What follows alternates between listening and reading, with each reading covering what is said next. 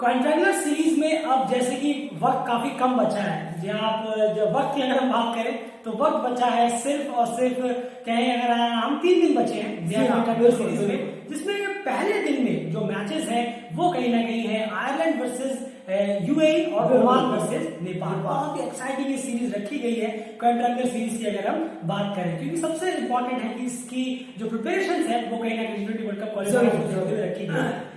सीधा सीधा मैं आप सबसे 3-4 सवाल पूछूंगा, ज्यादा सवाल नहीं पूछूंगा, सिर्फ 3 सवाल पूछना चाहूंगा। आप अपने मन में सोचिए कि इसका आंसर क्या होगा। सबसे पहली बात, अगर T20 वर्ल्ड कप ग्लोबल क्वालिफायर्स नहीं होते तो क्या ये सीरीज रखी जाती? इसका जवाब है नहीं। जी हाँ। उसके बाद अगर मैं आपसे एक चीज और पूछूं, क्या इस क्वाड्रेंगुलर सीरीज के हारने से आपका 2024 का T20 वर्ल्ड कप खेलने का सपना टूट जाएगा? जवाब है नहीं, क्योंकि इससे कोई फर्क नहीं पड़ने वाला। क्या आप अपनी रैंकिंग को अच्छी करने के लिए ये सीरीज को खेलना चाह रहे हैं? इसका जवाब है बिल्कुल भी नहीं। जी हाँ, क्योंकि यहाँ पर कोई ये सोचकर ओमान नहीं जा रहा कि हमें अपनी रैंकिंग अच्छी करनी है या 2024 में क्वालिफाई करना है या इस सीरीज में हमें मैच जीतने हैं। आपको अपनी स्ट्रेंथ को हर हाल में नापना है, मापना है, परखना है, और इसी वजह से आपने ये क्वाड्रेंगुलर सीरीज रखी है। आपको उन प्लेयर्स को जिनको आपने स्क्वाड में लिया है उनको टेस्ट करना है, आपको सीधे उनको क्वालिफायर्स पे ना उतार के इसमें टेस्ट करना है। ये सारी चीजें अगर आपके ध्यान में नहीं है तो आप बहुत बड़ा ब्लंडर करेंगे T20 वर्ल्ड कप क्वालिफायर में इस सीरीज के। अगर आपने इस सीरीज को अनदेखा कर दिया तो बिल्कुल। आयरलैंड वर्सेस यूएई की अगर मैं बात करूं, क्या लगता है आपको आयरलैंड को किस तरीके का प्लेइंग 11 रखना चाहिए?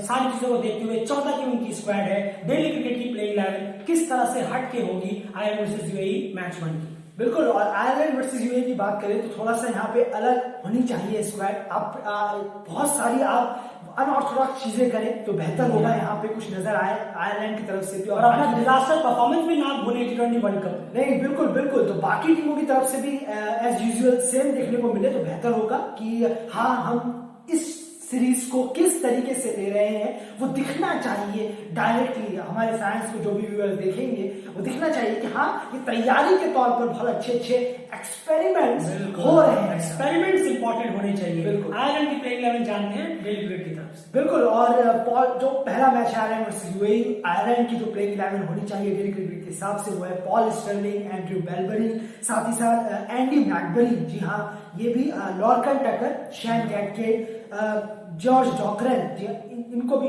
मौका दे रहे हैं यहाँ पे, Simi Singh, Joshua little, Craig young और गैरी गिरैनी एंड मार्क अडे। बिल्कुल, ये प्लेइंग 11 कहीं ना कहीं होनी चाहिए। बिल्कुल होनी चाहिए। इसमें बहुत सारी चीजों को गौर में किया है कि किनको न्यूली स्क्वाड में डाला गया है, किनको नहीं डाला गया है, किनको कितनी प्रैक्टिस है, कौन ऑलरेडी अपनी जगह एक बरकरार बना चुका है। उसके अलावा जो आपके पास यंग प्लेयर्स है जो आपने इंक्लूड किए हैं, उनको आपको इस सीरीज में मौका जरूर, क्योंकि आयरलैंड की अगर T20 में बात करें तो फॉर्म कुछ भी अच्छी नहीं है पॉल स्टर्लिंग के अलावा। हमने देख लिया आयरलैंड का हाल यूएई के खिलाफ भी और यूएस के खिलाफ भी, और T20 वर्ल्ड कप में तो नाइम यानी भी उनको जंग की खबर उनकी मिली। यूएई टीम की प्लेइंग 11 क्या होनी चाहिए, मैं ये जरूर जानना चाहूंगा। बिल्कुल। और यूएई की बात करें तो सबसे पहले अहमद रजा ऑब्वियसली होंगे, कप्तान जो है। जी हाँ, एक बात और, जो कप्तान है दोनों टीमों के, वो बिल्कुल खेलने चाहिए 6 के 6। जी हाँ, बिल्कुल, उनको रेस्ट बिल्कुल नहीं लेना चाहिए। उसी के साथ अहमद रजा है, रोहन मुस्तफा है, जहूर खान, आकिफ रजा। जी हाँ, आकिफ रजा है। इसके साथ अलीशन शराफू को मौके यहाँ मिलने चाहिए। इनको लगातार मौके मिलने चाहिए। इनको अंडर-19 से पिक किया गया है। ये नहीं कि आप सीधे उनको वर्ल्ड कप क्वालिफायर में उतारे या फिर एक मैच खिला के 2 में बिठा दें, तीनों में इनको मौके मिलने चाहिए। बिल्कुल। और इसके बाद यहाँ पे कासिफ दाऊद है, वृत्ति अरविंद ऑब्वियसली विकेट कीपर है, उनको होना चाहिए यहाँ। कार्तिक मय्यप्पन को भी यहाँ बिल्कुल प्रॉपर मौके मिलने चाहिए उससे पहले, ताकि वो अपनी स्पिन से यहाँ ढल सके अच्छी तरह, बहुत टाइम बाद एक्चुअली वो भी। और मोहम्मद वसीम है और जवर फरीद, ये जो न्यू इंक्लूजन हुआ है यहाँ यूएई के स्क्वाड में, कहीं ना कहीं इनको भी यहाँ पर मौके मिलने चाहिए। और लास्ट जुनैद सिद्दीकी, जी हाँ, इनको भी इस पहले मैच में मौका मिलना चाहिए। जी हाँ, आपने जिन जिन प्लेयर को इंक्लूड किया है सोच के कि ये बेहतर कर रहे हैं, इनका वक्त आ गया है कि इनको इंटरनेशनल में जरूर कराया जाए, तो ये एक अच्छा प्लेटफॉर्म है। आप ये नहीं कि अपने जो ऑब्वियस 11 है उसी को इस क्वाड्रेंगुलर सीरीज में भी खिलाते रहे लगातार, और फिर आप कहीं ना कहीं T20 वर्ल्ड कप क्वालिफायर में वही टीम उतार दें। तो फिर अगर आप वहां पर अगर चेंज करना चाहेंगे तो आप सोचिए कि आप जुनैद सिद्दीकी, इन सब लड़कों को जो भी आपने यंग प्लेयर इंक्लूड किए, अगर आप क्वालिफायर जैसे प्रेशर तो ये बहुत ही बेमतलब सा बात है। उनसे फिर वो परफॉर्मेंस निकल के नहीं आएगा, वो गलतियां करते हुए नजर आएंगे वो प्लेयर जो बहुत ही ज्यादा बचकानी और बहुत ही ज्यादा अननेसेसरी गलतियां लगेंगी, कहीं ना कहीं छूट जाना, फील्डिंग छूट जाना, एक्स्ट्रा रन दे देना, सब होता है, प्रेशर में हो जाता है। तो इससे अच्छी बात है कि आप क्वाड्रेंगल सीरीज में उसे मौका दें, बिल्कुल मौका दें। और यहीं पर होगा कि क्वाड्रेंगल सीरीज में आपके पास खोने के लिए कुछ भी नहीं होगा, लेकिन T20 वर्ल्ड कप क्वालिफायर्स में अगर आप हारते हैं तो बहुत कुछ आप खो जरूर देंगे। आयरलैंड और यूएई की बहुत सारी चीजें सोच के हमने सोचा कि ये प्लेइंग इलेवन रखनी चाहिए। घिसी-पिटी ऑब्वियस प्लेइंग इलेवन अगर आप रखेंगे तो आप सीख कुछ नहीं रहे, तो फिर आप कहीं ना कहीं मोटिव जो होता है, मोटो जो होता है वो भूल चुके हैं कि आपने क्वाड्रेंगल सीरीज क्यों रखवाई थी। ओमान वर्सेस नेपाल उसी दिन दूसरा मैच है। ओमान की प्लेइंग इलेवन जानना चाहूंगा, बहुत ज्यादा प्रॉब्लम है इस ओमान की टीम में अभी अगर देखें, खास करके आकिब के जाने के बाद भी। बिल्कुल, और शुरू करते हैं तो सबसे पहले जिशान मकसूद जो कप्तान है टीम के, उसके बाद जतिंदर सिंह, अयान खान, बिलाल खान, कलीमुल्ला, ये सब जो इंपॉर्टेंट प्लेयर हैं, मोहम्मद नदीम, जी हाँ बहुत अच्छे, T20 में तो खासकर थोड़े बहुत अच्छे हैं, संदीप गौड़, फयाज भट्ट, इनको इतना जरूर मिलना मौका मिलना चाहिए, तीनों मैच में मिलना चाहिए मौका। बिल्कुल सही, अच्छे बॉलर हैं, बहुत अच्छे स्पीडस्टर भी हैं, कश्यप प्रजापति हैं, इनको भी मिलेगा, तो ऑब्वियसली इन्हें मौका मिलेगा, नसीम खुशी और सूरज कुमार, तो ये प्लेयर्स कहीं ना कहीं डेली क्रिकेट के हिसाब से इन लोगों को मौका पहले मैच में दिया जाना चाहिए। हाँ, स्ट्रिक्टली पहले मैच की हम बात कर रहे हैं, ये मौके प्लेयर्स अगर इनको दिया जाए, ज्यादा से ज्यादा मौके इनको मिले, 3 मैचेस मिलेंगे, उसमें अगर ये बेहतर कर पाए बेहतर होगा। आगे देखना होगा कि आगे के मैचेस में किस तरह से प्लेइंग इलेवन चेंज होती है। अब यहाँ पर एक और टीम जी हाँ जिनके साथ ओमान को खेलना है वो है Nepal cricket team. Nepal team की अगर मैं बात करूं अयान, क्या लगता है आपको इनकी प्लेइंग इलेवन क्या रहे तो ज्यादा बेहतर होगा? क्योंकि बहुत सारी चीजें इर्द गिर्द घूमती है प्लेइंग इलेवन को लेकर, कौन से प्लेयर को लिया जाए, कौन से को नहीं लिया जाए, वर्सेटैलिटी क्या है, लोअर ऑर्डर, बॉलर, बैट्समैन, भरोसेमंद, इनकंसिस्टेंसी, बहुत सारी चीजें अराउंड रहती है। लेकिन क्या लगता है आपको प्लेइंग इलेवन किस तरह से होना चाहिए? शुरुआत करिए आप शुरू के प्लेयर्स के। जरूर, और शुरू करते हैं तो संदीप लामिछाने है, उसके बाद यहाँ पर आसिफ शेख है, कुशल भुरतेल आ जाते हैं, दीपेंद्र सिंह एरी, ज्ञानेंद्र मल्ला, लोकेश बाम। अब यहाँ पर चीजें मैं आपको थोड़ा समझाना चाहूंगा। दीपेंद्र सिंह एरी, ज्ञानेंद्र मल्ला को सीनियर है, उनको हमेशा अपनी टीम में रखना होगा हर हाल में, और उसके बाद आपको ओपनिंग के साथ भी कोई छेड़खानी नहीं करनी है। संदीप लामिछाने है, ये 5 प्लेयर हो गए। अब जो बाकी 6 प्लेयर्स हैं, अब आप ये है, अब आप T20 वर्ल्ड कप ग्लोबल क्वालिफायर्स में मान लीजिए गिरते पिटते सेमीफाइनल तक पहुंच गए और आपने वहां पर डायरेक्ट लोकेश बाम और जितेंद्र मुखिया और जो भी अपने प्लेयर विवेक यादव है इनको उतार दिया, तो आपको नहीं लगता कि उन्हें बहुत ज्यादा प्रेशर होगा? इतने इंपॉर्टेंट मैच में आप उनसे एक्सपेक्ट करेंगे कि आप हमें रन मार के दें या विकेट निकाल के दें? सबसे अच्छा मौका है आप इन मैचेस को यूटिलाइज करिए, क्योंकि यही वो ओपोनेंट होंगे जिनके खिलाफ आपको सेमीफाइनल खेलना है। ये सोच के रखिए, आप मोटिव मत भूलिए कि आपने क्वाड्रेंगल सीरीज आखिर क्यों रखवाई। आप भले तीनों मैच हार जाइए, कोई किसी को फर्क नहीं पड़ने वाला। इससे आपको 2024 में कुछ नुकसान नहीं होगा, इससे आपको 2023 के T20 वर्ल्ड कप क्वालिफायर में कुछ नुकसान नहीं होगा, लेकिन आपकी जो प्रैक्टिस है वो बहुत शानदार हो जाएगी अगर आप इसको सही तरह से यूटिलाइज कर पाए, क्योंकि यही टीमें आपके साथ सामना करने वाली है। 5 प्लेयर हो गए हैं, उसके बाद जो हमने प्लेयर्स को इंक्लूड किया है वो कौन से हैं? 3 पहले जानते हैं, उसके बाद बात की। बिल्कुल, लोकेश बाम, विवेक कुमार यादव और जितेंद्र मुखिया, ये वो 3 प्लेयर हैं। अब देखिए आप इनका इंक्लूजन यहाँ हुआ है कहीं ना कहीं हमारे इस डेली क्रिकेट के स्क्वाड में नेपाल। बिल्कुल, अब मैं चाहूंगा आप यही बताएंगे कि क्यों हमने इन तीनों को इंक्लूड किया है और अपने यंग प्लेयर्स को एक साथ भरा है। बिल्कुल, देखिए यंग प्लेयर्स को तो लेके जाना ही होगा। यंग प्लेयर्स को आप डायरेक्ट, जैसे कि अभी आपने थोड़ी देर पहले कहा कि आप डायरेक्ट जाके सेमीफाइनल या वो नहीं खिला सकते, इनको भरोसा दिलाना होगा। आप टीम में खाली फोकट के लिए नहीं है, फ्री के लिए नहीं है, आपके कंधों पे रिस्पॉन्सिबिलिटी है।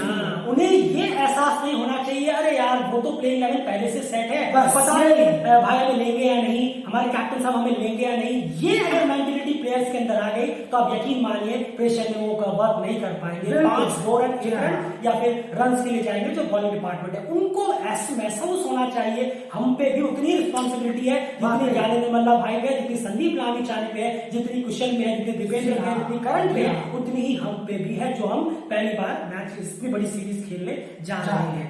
ये सबसे इंपॉर्टेंट बात है, आप उन लोगों को टेस्ट कराएं। चलिए आइए, लोकेश बाम को बोलिए, विवेक यादव को बोलिए, सामने जोशुआ लेते हैं, जाइए बैट संभालिए और आप बैट करिए और जाइए दीपेंद्र के बाद आपकी बारी है, जाके फेस करिए, बिल्कुल फेस करिए। क्योंकि यही वो वक्त है कि आपको फेस करके रन निकालने होंगे, कॉन्फिडेंस गेन करना होगा। आप 20 रन मारिए, लेकिन अगर आप जोशुआ लिटिल, सी यंग और ओमान के बिलाल खान करें, जी हाँ, और जहूर खान, इन लोगों के सामने अगर आप अच्छी तरह से टिक पाए तो डेफिनेटली ये जो प्लेयर है T20 वर्ल्ड कप ग्लोबल क्वालिफायर्स में आपको रन की अंबार ला के देंगे, विकेट निकाल के देंगे। बाकी और टीम कौन से इंक्लूड? बिल्कुल, और बाकियों की बात करें तो साहब आलम है, करण केसी ऑब्वियसली है यहाँ पे, और आरिफ शेख, जी हाँ आरिफ शेख भी यहाँ पर मौजूद है। जी हाँ, जैसे हमने पहले ही कहा आपको उन प्लेयर्स को इस टीम में लेना होगा जिन प्लेयर्स को आप एक्सक्लूड लेकर आए अपनी स्क्वाड में साथ साथ, और उनको भी यकीन दिलाना होगा कि देखिए आप पे भी पूरी रिस्पॉन्सिबिलिटी है, आप पे भी हम यकीन करते हैं, इसीलिए आपको इतने बड़े मैचेस में हमने खिलाया है, नेपाल मैच में खिलाया है। क्वाड्रेंगुलर सीरीज का जो मकसद है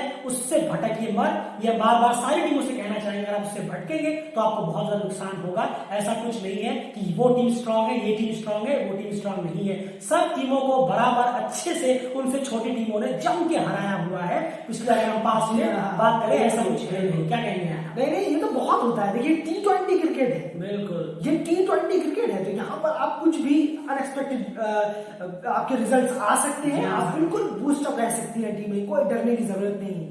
वनडे होता, बहुत लंबा गेम होता फॉर्मेट का, तो कह सकते थे कि अरे हाँ ये तो एक तरफा गेम है, लेकिन T20 गेम है, बहुत ही ज्यादा अनएक्सपेक्टेड गेम होता है। बिल्कुल, इसीलिए इन सब प्लेयर्स को हमने इंक्लूड किया है। लोकेश बाम, विवेक यादव हो, आरिफ शेख हो, उसके अलावा साहब आलम हो, क्योंकि आप इन सबको टेस्ट करिए, इन सबको लेकर आइए और इनके ऊपर एक कहते हैं प्रेशर डालिए। आपको इनके सामने परफॉर्म करके दिखाना होगा। अगर आप यहाँ नहीं करेंगे तो फिर आपको T20 वर्ल्ड कप क्वालिफायर में आप कैसे परफॉर्म कर पाएंगे? ये अच्छा मौका है इन प्लेयर्स का कॉन्फिडेंस गेन करने का। कुछ बड़े प्लेयरों को आप बाहर रखिए, कुछ की प्लेयर्स को जरूर रखिए। इसलिए मैंने कहा ऊपर के टॉप ऑर्डर को बिल्कुल भी मत छेड़िए। कुशल, आसिफ, ज्ञानेंद्र को भी रन की जरूरत है, बल्ले से रन नहीं आ रहे, इसीलिए क्या कहेंगे ज्ञानेंद्र के पास अच्छा मौका है। बिल्कुल, बहुत अच्छा मौका है।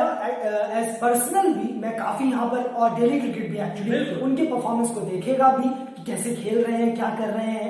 बहुत ज्यादा नजर रहे, वन डाउन के हैं और नहीं चलेंगे तो टीम पे डायरेक्ट असर करेगा। जी हाँ, क्रिकेट वर्ल्ड कप जो सीरीज थी वर्ल्ड क्रिकेट लीग 2 की, वहां पर उन्होंने काफी अच्छा परफॉर्म किया था और बहुत उम्मीद होगी, क्योंकि ज्ञानेंद्र को पहली बार इतने बड़े किसी इवेंट पे हम देखने जा रहे हैं। हम पर्सनली अपनी बात कर रहे हैं और बहुत उम्मीदें हैं ज्ञानेंद्र मल्ला से कि वो बहुत अच्छा परफॉर्म जरूर करेंगे। लेकिन अभी फिलहाल बल्ले से नहीं आ रहे हैं, ये अच्छा मौका है बल्ले से निकालने के लिए। आपको क्या लगता है, क्या ये सोच सही नहीं है कि आप क्वाड्रेंगुलर सीरीज का सही तरीके से इस्तेमाल करें, ना कि मैच सिर्फ जीतने के लिए या फिर रैंक बेहतर करने के लिए? क्योंकि आपने सीरीज रखवाई है कि T20 वर्ल्ड कप की अच्छी प्रिपरेशन हो सके। प्रेशर इससे काफी रिड्यूस होगा।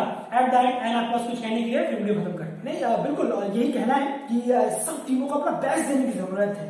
यंग लड़कों के साथ मैं ये कह रहा हूँ कि यंग को मौके दीजिए और पूरी ताकत से इस क्वाड्रेंगुलर सीरीज को खेलिए कि मजा आ जाए देखने में, लेकिन यंग को लेके जाए। बिल्कुल, फिलहाल इस वीडियो में इतना ही। वीडियो पसंद आए तो प्लीज वीडियो को ज्यादा से ज्यादा लाइक जरूर करिए।